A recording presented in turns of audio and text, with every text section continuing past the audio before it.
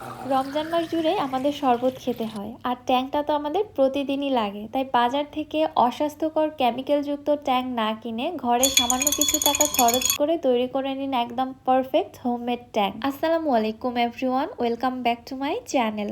আজকে আমি একই ভিডিওতে 3টি ভিন্ন ফ্লেভারের ট্যাং তৈরি করে দেখাবো আপনাদের, আর এগুলো একদিন বানিয়ে সারা রমজান মাস পর্যন্ত কিভাবে সংরক্ষণ করে রেখে দিবেন সেই টিপস অ্যান্ড ট্রিক্সগুলো দিয়ে দিব।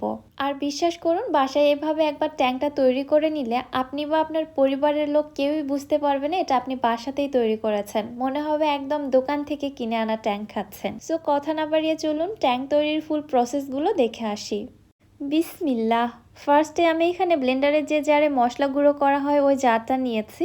এবার এর মধ্যে দিয়ে দিচ্ছি 1 কাপ চিনি,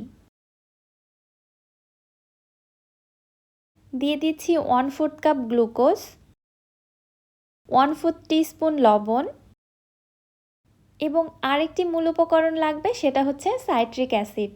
আমি এটা সুপার শপ থেকে কিনেছি, আপনারা যে কোনো সুপার শপ অথবা মুদি দোকানে খোঁজ করলেই পেয়ে যাবেন।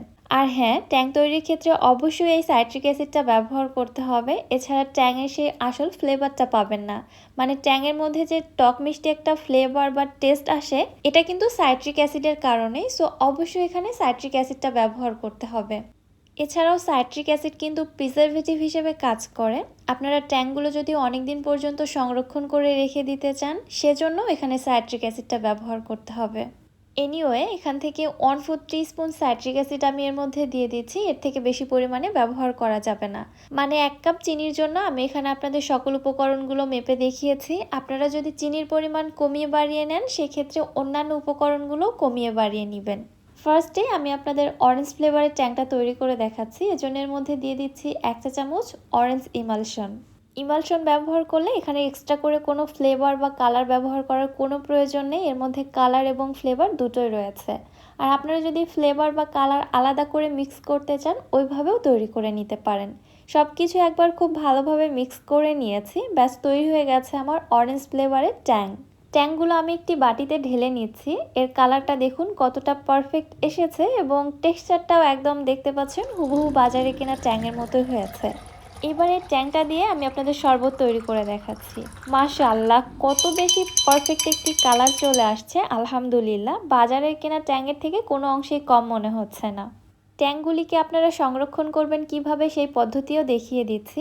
একটি শুকনো এয়ারটাইট কাচের জারের ট্যাংটাকে নিয়ে মুখটাকে খুব ভালোভাবে বন্ধ করে দিয়ে নর্মাল ফ্রিজে বা নর্মাল তাপমাত্রায় বাহিরেই এটা সংরক্ষণ করে রেখে দেওয়া যাবে 1 মাস পর্যন্ত।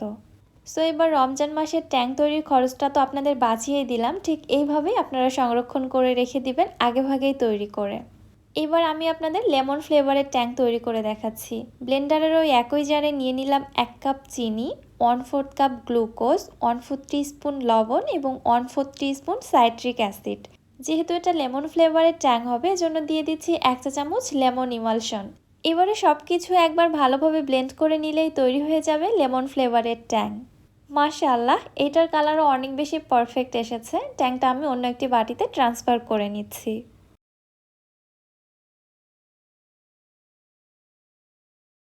এই ট্যাংটা দিয়ে আমি আপনাদের সেমভাবে শরবতও তৈরি করে দেখাচ্ছি। মাশাআল্লাহ, কতটা পারফেক্ট আপনারাই জাস্ট দেখুন। আমি এখানে ট্যাং কম পরিমাণে ব্যবহার করেছি, এজন্য কালারটা একটু লাইট এসেছে। বেশি পরিমাণে ব্যবহার করলে কালারটা চেঞ্জ হয়ে যাবে। একইভাবে আপনাদের স্ট্রবেরি ফ্লেভারের ট্যাংও তৈরি করে দেখাচ্ছি। ব্লেন্ডারের ওই একই জারে নিয়ে নিচ্ছি 1 কাপ চিনি, 1/4 কাপ গ্লুকোজ, 1/4 টিস্পুন লবণ, 1/4 টিস্পুন সাইট্রিক অ্যাসিড এবং দিয়ে দিচ্ছি 1 চা চামচ স্ট্রবেরি ইমালশন। আপনারা যদি ফ্লেভারটা বেশি করতে চান অথবা কালার বেশি আনতে চান, সেই ক্ষেত্রে এখানে ইমালশনের পরিমাণটা আরও একটু বাড়িয়ে দিতে পারেন। সব কিছু আবারও একসাথে ব্লেন্ড করে নিলে আমার স্ট্রবেরি ট্যাংও তৈরি হয়ে গেছে মাশাআল্লাহ। এবার এই ট্যাংটা দিয়েও আমি আপনাদের শরবত তৈরি করে দেখাচ্ছি। মাশাআল্লাহ, এটাও একদম পারফেক্ট হয়েছে। ট্যাংয়ের টেস্ট তো 100-এ 100। তবে আমি যেটা একটু খেয়াল করলাম, বাজারে কেনা ট্যাং অল্প পরিমাণে ব্যবহার করলে ট্যাংয়ের মধ্যে খুবই সুন্দর একটা কালার চলে আসে। তবে হোমমেড ট্যাং একটু বেশি পরিমাণেই ব্যবহার করতে হয়, এছাড়া কালারটা লাইট থাকে। আমি এই শরবতগুলোর মধ্যে আরও কিছু পরিমাণে ট্যাং মিশিয়ে নিয়েছি, তারপরে এই কালারটা এসেছে। মাশাআল্লাহ মাশাআল্লাহ, কতটা পারফেক্ট হয়েছে আপনারা জাস্ট দেখুন, দেখেই কিন্তু খেতে ইচ্ছে করছে, তাই না? আর আমি কিন্তু আমার পছন্দ মতো ফ্লেভারের ট্যাং তৈরি করে নিয়েছি এবং এগুলো সংরক্ষণ করে রেখে দিব রমজান মাসের জন্য।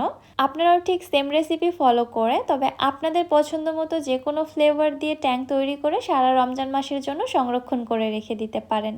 যেহেতু রমজান মাস, ফ্যামিলির স্বাস্থ্য নিয়ে কোনো কম্প্রোমাইজ করা যাবে না, তাই আমি বলবো বাজার থেকে অস্বাস্থ্যকর কেমিক্যালযুক্ত ট্যাং না কিনে এভাবে আপনারা ঘরে স্বাস্থ্যসম্মতভাবে ট্যাং তৈরি করে সারা রমজান মাসের জন্য সংরক্ষণ করে রেখে দিন। আশা করছি আমার আজকের এই ভিডিওটি আপনাদের জন্য অনেক বেশি হেল্পফুল হবে। ভিডিও আপনাদের কাছে কেমন লাগলো অবশ্যই আমাকে কমেন্ট করে জানাবেন। ভিডিও ভালো লাগলে যারা আমার ইউটিউব চ্যানেল থেকে ভিডিওটি দেখছেন চ্যানেলটি সাবস্ক্রাইব করে দিবেন, এবং যারা ফেসবুক পেজ থেকে দেখছেন পেজটিতে একটি ফলো দিয়ে দিবেন। আজকের মতো তাহলে এখানেই বিদায় নিচ্ছি। সবাই ভালো থাকবেন, সুস্থ থাকবেন। আল্লাহ হাফেজ।